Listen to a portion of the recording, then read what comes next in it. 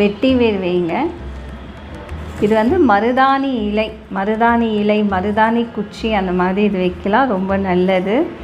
மகாலட்சுமி வசியமான ஒரு மங்களமாக பொருள். இது வந்து மோத்தி சக்கரம் சொல்லுவாங்க. நவரத்னம் வந்து ரொம்ப நல்லது. நவரத்னம் வெள்ளி மோந்திரமோ, ஸோ அந்த மாதிரி நீங்கள் மோந்திரமாக வைக்கலாம், இல்லை இந்த மாதிரி கல் வாங்கி வைக்கலாம்.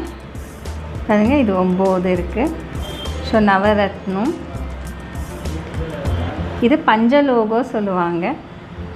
வெள்ளி, செம்பு, பித்தளை இந்த மாதிரி ஷீட்டு அவங்களே இந்த மாதிரி சின்னதாக கொடுப்பாங்க. இது ஒரு பஞ்சலோகம்.